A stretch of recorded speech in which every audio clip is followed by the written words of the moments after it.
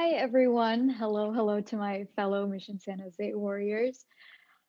It is an absolute honor to be back here, and that too at Mission's first TEDx event in many years. I am class of 2016, so it is truly very special to be invited back to the very place that fostered so many wonderful memories and was a part of many formative years of my life. Thinking about this speech and what I wanted to say to my fellow warriors really took me down memory lane and the wonderful moments that I spent here that I hold very close to my heart. I think thinking about this speech not only took me down memory lane, but also made me wonder, what have I learned in life that these incredibly intelligent students wouldn't already know? Um, I remember speaking at a TEDx event a few years ago, and I went back and watched that video to listen to what on earth I was talking about when I was 18 years old and how I could mold that into something that would be relevant and helpful to all of you. Interestingly enough, what I said then still holds true to today. I have been given the very unique and incredible opportunity to craft a life for myself that I believe in and care about. When you spend time finding and exploring your passions, crafting your identity around what is important to you, and setting your definition of success, you not only live a life full of purpose, but you enjoy and cherish every step you take along the way. I think my speech today and what I always tell people, especially in high school and college, really resonates with the theme of today's TEDx MSJHS, which is Odyssey, which is very much about the journey. I feel like from the day we're born throughout our entire life, we're constantly on a journey. And realizing small things and making sure that you're really living your life full of purpose and what makes you happy, I feel like is one of the most important parts of that journey. Setting your own definition of success, that's one of the things that I mentioned in crafting a life that you truly believe in and love. As much as I loved and cherished my time that I spent at Mission, I went to Hopkins and I went to Gomes. I'm a through and through Fremont kid. There was always this feeling that I didn't belong there. What was a student like me, someone so immersed in the arts, doing at one of the top STEM high schools in the country? To this day, it's the biggest irony, in my opinion. My friends and peers were immersed in STEM subjects, something that never came to me naturally. Getting into honors science, English, and math, especially, in middle school and high school, was something that, I always struggled with. But I was told that that's what makes you successful. Taking 3 to 4 AP subjects in one year was the norm, and I could never, ever handle it. When it came time to apply to college, everyone seemed to know exactly what they wanted to study, whereas I felt like none of the majors applied to me. I always felt very left out during times like these, and I believe that that's what really pushed me to figure out what I was passionate about and what my personal definition of success was, because it's not universal. One definition of success does not apply to everyone. I remember going to many college counselors when it came time to apply to college. And at the time that I was applying, I had recently won an international singing reality show. I had released a lot of independent music. I was touring the world. And in many people's eyes, that was extremely successful. I had so much success to my name. But each and every college counselor I went to looked at my numbers. They looked at how many AP classes I took. They looked at what my GPA was. They looked at what my SAT score was. And they said that the colleges that I wanted to go to are completely out of reach. I, being the crazy person that I am, applied anyway. And I ended up at my dream school. But that came after a lot of feeling like I didn't belong. My peers with great SAT scores and great GPAs were applying to Ivy Leagues and UCs as if they were safety schools. It took me a really long time to come to the realization that my definition of success is not necessarily everyone's definition of success.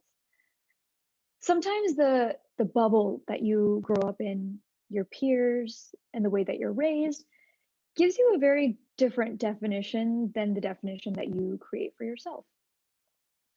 Now, reflecting back on that time, I wish that someone had told me that none of these numbers or the prestige of certain institutions or what other people say really matters, because my definition of success was very different. What I wanted to do with my life and my career path and the standard I set for myself, not what others set for me, is what matters at the end of the day.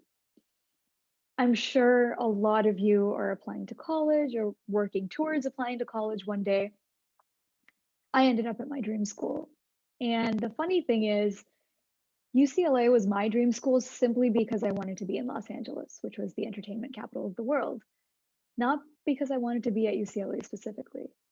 And the double degree that I got, I'm probably never going to even use. The second and third most important thing in my experience of building a life that I really truly care about and want to see myself in is spending time finding and exploring your passions with a will to learn. I was given an opportunity very early on in life to find and explore things that I'm passionate about. I was able to answer questions like, what gives my life meaning? What excites me? What gives me happiness?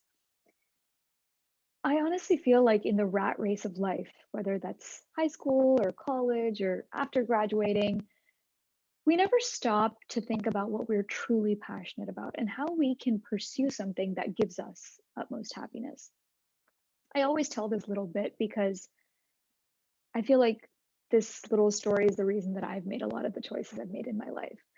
I was talking to my dad once, and he said, I used to learn music when I was a kid. I was so good, but those days are long gone, and that's not something that I can ever pursue. I never understood why it always had to be something of the past. I used to be good at this. I used to be great at this. Why not pursue it now? It's crazy to me that people let go of their passions and things that make them happy. You don't necessarily need to pursue it as a full-time career, but why don't you do it now? Why don't you find that happiness, and why don't you go back to what you're truly passionate about and what you love to do?